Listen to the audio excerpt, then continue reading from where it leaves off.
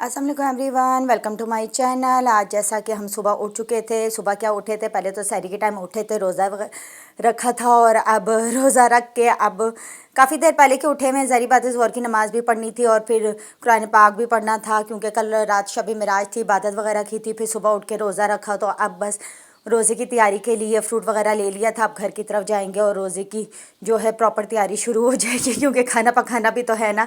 अब रोज़ा रखा, ये तो नहीं ना कि खाना नहीं पकाएंगे। अब बस अब घर आ चुके और ये देखे इस टाइम पे कितने सारा जो है ऐसे लगता है रौनक ही रौनक, मतलब नूर ही नूर नज़र आता है। जब आप रोज़ा रखते तो ऐसे ही आपको फ़ील होता है। रमज़ान में तो बहुत ज़्यादा होता है, लेकिन जब रोज़ा भी रखा हो तब भी आपको ऐसे ही लगता है कि हर जगह नूर ही नूर है। बस अब आ गए थे किचन में और किचन में पकौड़ों का सामान तैयार कर लिया था, आलू भी काट लिए थे, बाकी मिक्स पकौड़ों का सामान भी तैयार था और ये सालन हमारा तैयार हो चुका था क्योंकि वो अम्मी ने बनाना था। अफ्तारी हम लोगों ने तैयारी करनी थी तो बस अफ्तारी की तैयारी के लिए हम किचन में आ चुके थे। समोसे हम बाज़ार से ले आए थे क्योंकि वो हमने घर में नहीं बनाए थे, तो बस अब समोसे वगैरह निकाल रहे थे कि बाकी चीज़ें फिर काम करें। और इसमें उन्होंने दो किस्म की चटनियाँ दी थी, एक ग्रीन थी, एक ये रेड वाली थी। रेड वाली तो हमें पसंद नहीं, लेकिन ग्रीन वाली अच्छी लगती है। तो चलो खैर है, कोई बात नहीं, रोज़े में चलता है।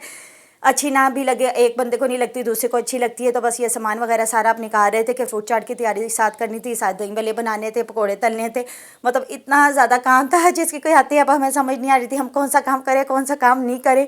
लेकिन फिर सोचा कि एक एक करके काम करते, पहले एक काम करते फिर दूसरा करते, ताकि फिर कोई भी काम मुश्किल ना हो। और जो हमने हमारी बूंदी थी, सच बात है, वो होती है सख्त। उसके लिए हम लोगों ने पानी में डाल के ये ओवन में थोड़ी देर के लिए रख दी थी ताकि वो गर्म पानी में ज़रा अच्छी तरह से नरम हो जाए। फिर हम अपने दही बल्लों में डाले और दही बल्लों का सामान भी साथ साथ तैयार हो रहा था, साथ साथ फ्रूट चाट की कटिंग भी हो रही थी।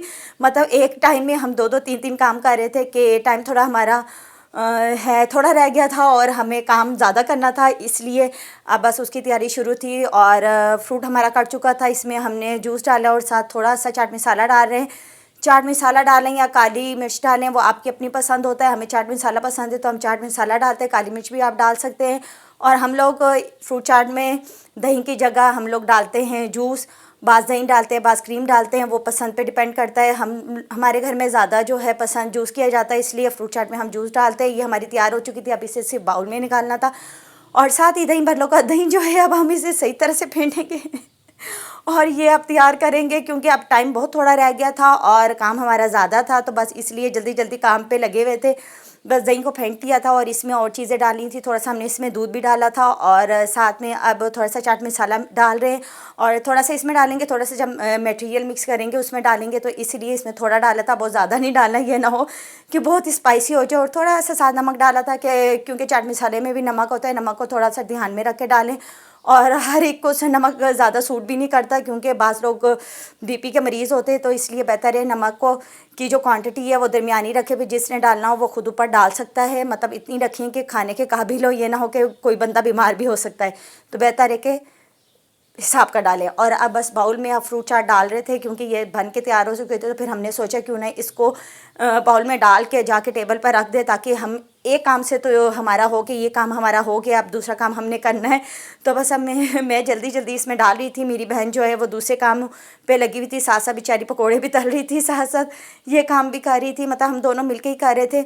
लेकिन आपको पता है किचन में जब चले जाओ तो एक काम नहीं होता, 100 काम निकल आते हैं। चीज़ें बनाने के साथ साथ आपको बर्तन भी धोने पड़ते हैं, तो एक बंदा जो है जितने बर्तन गंदे हो रहा था वो बेचारा साथ साथ बर्तन धो रहा था और बाकी जो हम 2-3 बंदे थे हम लोग ये खाना पकाने की चीज़ें कर रहे थे। ये हमने इसका दही जो है चटनी का निकाल के साथ रख लिया था। अब बस ये इसका जो है दही भल्लों का दही तो तैयार था और बाकी मटेरियल भी तकरीबन हमने साथ साथ चीज़ें कर ली थी। आलू को बॉईल करके कट करके रख दिया था और साथ ही हमारी बूंदी भी जो है बिल्कुल फिट तैयार हो चुकी थी, मतलब नरम हो चुकी थी। और ये चटनी हमने डाल के दही में मिक्स कर लिया था ताकि हमारा ये काम भी ख़त्म हो जाए। और साथ में हम दही भल्लों का सामान जो है डाल रहे थे और ये आलू इसमें ऐड करने थे।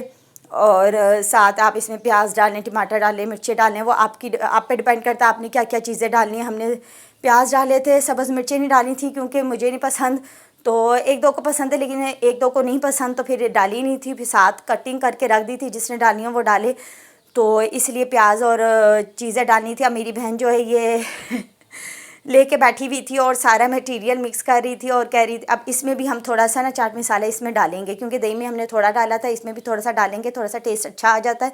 वैसे आप ऊपर भी डाल सकते हैं, वो आपकी मर्ज़ी पे होता है, लेकिन हम लोग इस तरह डालते हैं। हम दोनों तरीके से डालते हैं, इस तरह भी डालते हैं और ऐसे अलहदा भी करके चीज़ें डालते हैं। वो मर्ज़ी पे डिपेंड करता है आपकी, आपने जैसे डालना है। बस प्याज को हमने काट के उसको नमक लगा के अच्छी तरह से धो के अब इसमें डाल दिए हैं। आप बस ये मिक्स करेंगे और अच्छी तरह से मिक्स करेंगे, ठीक है ना।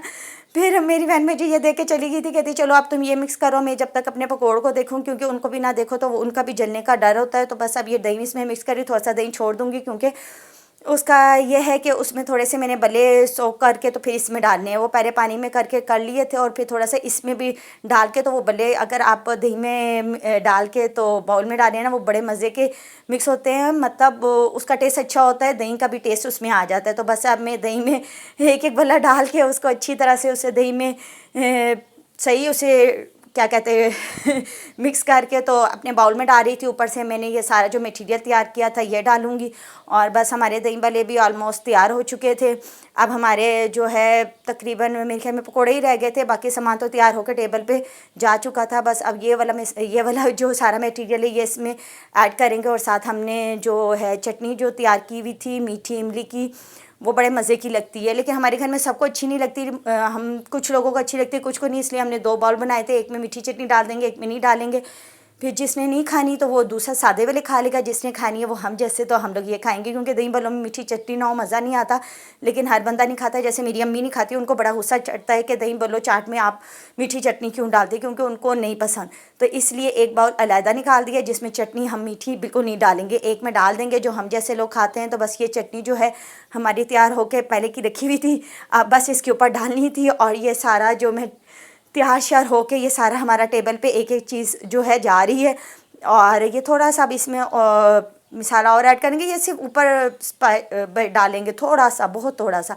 और ये हमारी पूरी अफ्तारी तकरीबन तैयार हो चुकी है, सिर्फ पकौड़े रह गए। ये थोड़े से तल के आ चुके हैं, लेकिन अभी बाकी रहते थे। बस अब रोज़ा खोलेंगे, अल्लाह का शुक्र अदा करेंगे। मिलते हैं अगले व्लॉग में। अल्लाह हाफिज़।